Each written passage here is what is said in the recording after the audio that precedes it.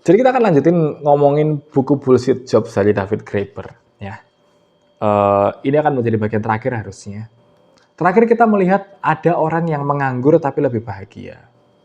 Nah, hari ini kita akan lihat solusinya apa, tapi sebelum itu mari kita lihat mengapa bullshit jobs menjamur. Simpelnya ya karena kapitalisme gitu. Ini masalah sosial yang nyata. Ekonomi di seluruh dunia perlahan telah berubah menjadi mesin raksasa penghasil omong kosong. Kita udah lihat di episode-episode sebelumnya bagaimana pekerjaan-pekerjaan yang benar, pekerjaan-pekerjaan yang kita butuhkan tuh malah nggak dapat apresiasi, tapi pekerjaan-pekerjaan yang ngomong kosong malah dapat apresiasi yang sebegitu besarnya. Banyak pekerjaan-pekerjaan yang diada-adakan. Jadi memang ekonomi dunia itu lebih berpihak pada pekerjaan-pekerjaan omong kosong, dan itu masalahnya.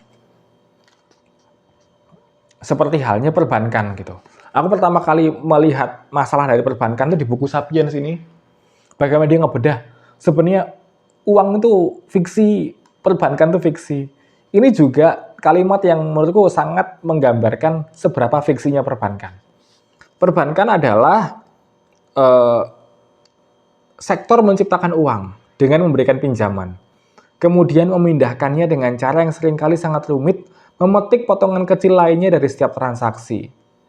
Aku bukannya nyuruh kalian berhenti nyimpen duit di bank, tapi ketahuilah bahwa salah satu penyebab omong kosong ini muncul ya karena uang sendiri itu omong kosong gitu. Ini ada uang sejuta nih, ini analogi bagus banget dari buku Sapiens. Ini ada uang sejuta, ya kan, di bank, kamu tabung di bank.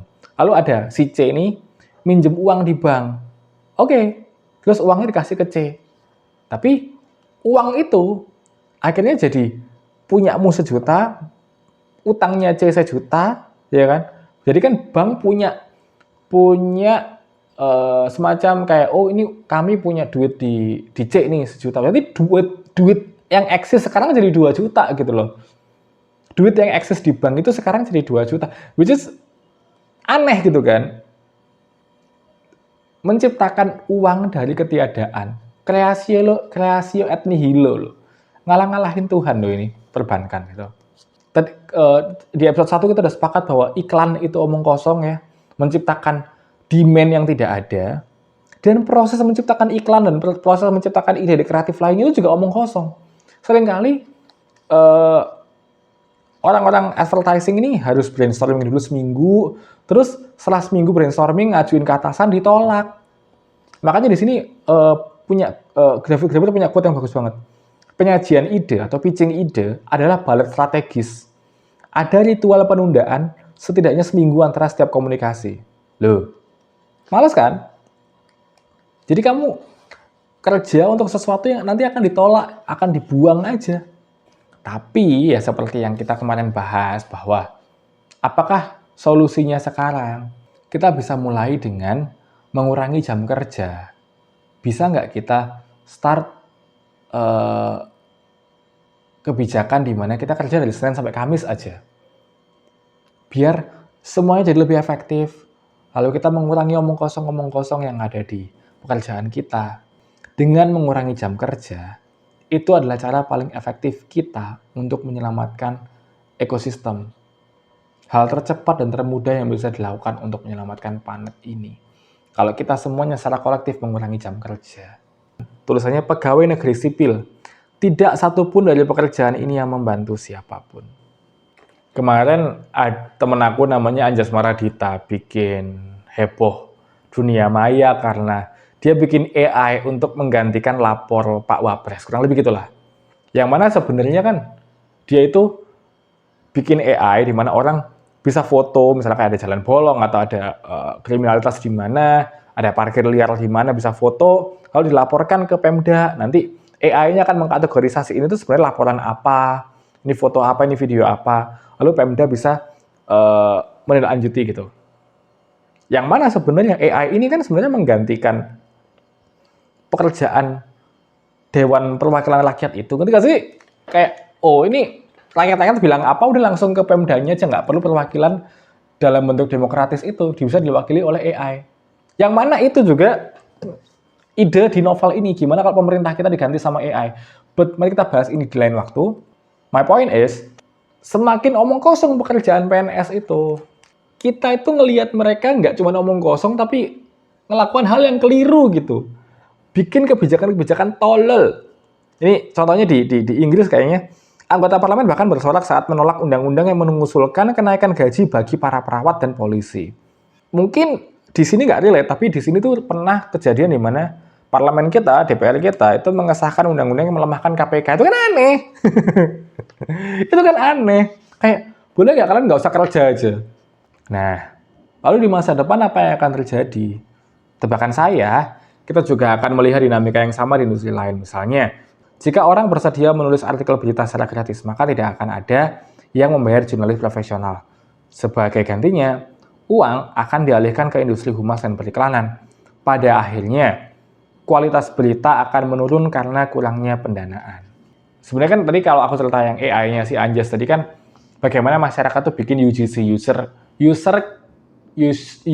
generated content, lalu dilacak sama AI. Yang mana sekarang juga sudah mulai banyak tuh media-media yang bikin sendiri itu, bukan terafiliasi oleh Dewan Pers, tapi dia mengabarkan sendiri kejadian-kejadian di sekitarnya. Dan bahkan udah banyak orang dengan sosial medianya ya udah mulai kayak, oh gua viralin loh. Akhirnya semakin banyak informasi yang sampai ke masyarakat, makin mudah orang-orang mendapatkan informasi, makin murah juga biaya untuk mengakses informasi, makin susah kita dapat informasi yang valid dan berkualitas dari media-media yang memang berkualitas. Nah, itu. Padahal ini adalah, menurutku media dan jurnalisme itu bukan pekerjaan yang ngomong kosong, itu perlu. Karena banyak sekali revolusi-revolusi juga dimulai dari berita, dari tulisan. Kita masih kembali ke usul 4 hari per minggu itu. Buku ini ngejelasin kenapa hal itu bisa. Dan pentingnya di mana. Dan yang kita butuhkan apa? Yang kita butuhkan adalah regulasi. Karena kalau kita ngomongin kapitalisme tadi, yang mana ini pokoknya semuanya keputusan di pemilik modal, maka sebenarnya pemilik modal itu nggak mau mempekerjakan kita. Or at least nggak mau mempekerjakan kita yang mahal ini. Maunya yang dipekerjakan siapa? Anak-anak dan perempuan yang lebih murah. Tapi, karena ada undang-undang, misalnya kayak undang-undang perempuan kalau dipekerjakan harus dikasih cuti hamil. Perempuan kalau misalnya bekerja harus dapat ini. Atau anak-anak di bawah umur sekian nggak boleh bekerja. Nah, karena ada undang-undang itu, kapitalisme pasar nggak bisa semena-mena. Nah, kita harus bisa memaksa pembuat undang-undang untuk itu membatasi kapitalisme pasar tadi. Salah satunya adalah usulnya adalah boleh nggak kita sekarang bekerja 4 hari per minggu. Kalau nggak ada kebijakan, ya selamanya kita akan stuck di sini nih. Di sini tuh di mana? Buku ini punya satu frase yang bagus sekali, namanya konsumerisme kompensatoris adalah jenis hal yang dapat Anda lakukan untuk menggantikan kenyataan bahwa Anda tidak memiliki atau terlalu banyak memiliki kehidupan. Jadi kayak nonton film, terus nongkrong di kafe, tapi sebenarnya Anda tidak punya duit buat beli mobil atau beli rumah. Itu namanya konsumerisme kompensatoris. Yang mana kan sebenarnya hal ini bisa kita lakukan kalau ya ada regulasi yang jelas dari negara gitu loh. Kayak punya rumah dan punya kehidupan yang layak itu ya mau nggak mau harus diselenggarakan oleh negara.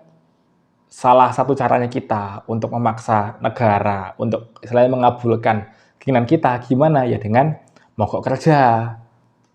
Nah itu kalau kalian mau bahas tentang mogok kerja dengan lebih jelas, bisa baca aksi massa dari Tan Malaka. Ini nggak akan aku bahas lebih jauh sih tentang mogok kerja di sini. Tadi kita lihat bahwa pengennya si David Graeber ini adalah ya pokoknya pemerintah turun tangan gitu. Tapi kalau kalian udah sering mendengarkan nama David Graeber, kalian akan tahu bahwa dia tuh anarko sejati. Ini aku bacain ya. Saya pribadi adalah seorang anarkis yang berarti saya bukan hanya berharap suatu hari nanti pemerintah, perusahaan, dan yang lainnya akan dilihat sebagai ganjilan, melainkan saya juga lebih suka solusi untuk masalah-masalah langsung yang tidak memberikan lebih banyak kekuasaan pada pemerintah atau perusahaan, tapi membiarkan kepada masyarakat untuk mengelola urusan mereka sendiri. Nah, ini agak agak kontradiktif, tapi eh, aku pun sekarang lagi berusaha untuk memahami anarko yang ideal itu seperti apa. Bisakah kita benar-benar terlepas dari pemerintahan dan juga hierarki? Bisakah masyarakat meregulasi dirinya sendiri tanpa harus memiliki kepemimpinan gitu? Karena kalau anarko yang puritan ya, agak ekstrim juga. Kalau kalian baca di, ini aku taunya quote-nya dari sini, judulnya Blog Pembangkang dari Ferdi F. Putra. Sebenarnya kan tokoh utamanya, salah satu tokoh utamanya anarkisme itu kan namanya Mikhail Bakunin. Mikhail Bakunin itu punya quote di mana pokoknya dia benar-benar nggak mau diatur, bahkan kalau Tuhan itu ada dia harus dibunuh. Lah gitu. Nah ini aku akan menutup pembahasan tentang bullshit jobs ini dari quote yang diambil dari bukunya George Orwell. Seperti yang dicatat Orwell, penduduk yang sibuk bekerja, bahkan pekerjaan yang sepenuhnya tidak berguna, tidak memiliki waktu untuk melakukan banyak hal lain. Sekurang-kurangnya, ini menjadi insentif tambahan untuk masa bodoh akan keadaan tersebut. Jadi, keberadaan bullshit jobs adalah bukti bahwa kapitalisme berusaha menyibukkan kita dari masalah yang sebenarnya, yaitu ketimpangan sosial.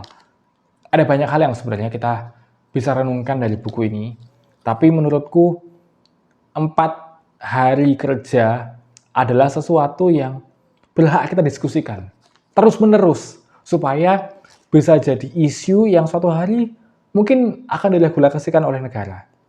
Dan aku rasa kita bisa melakukannya dan dengan begitu mungkin di masa depan kita bisa lebih punya makna dari hidup ini. Gitu teman-teman, thank you banget yang udah menonton video Bullshit Job dari part 1 sampai part 3. Aku happy banget bisa ngobrol sama kalian tentang hal ini. Ini nge-stuck banget di kepala aku dan aku pengen cerita sama kalian. Lalu, tolong di kolom komentar diramaikan karena aku pengen ngobrol sama kalian lebih jauh. Mungkin ada banyak hal yang aku belum sampaikan. Kita ngobrol aja di kolom komentar. Dengan kalian komen, aku jadi makin semangat buat bikin konten-konten seperti ini. Jadi thank you banget, kita ketemu lagi di episode berikutnya, di buku berikutnya. Kalian request aja kalau kalian pengen kayak Mas bahas ini, tulis aja nggak apa-apa. Sampai ketemu.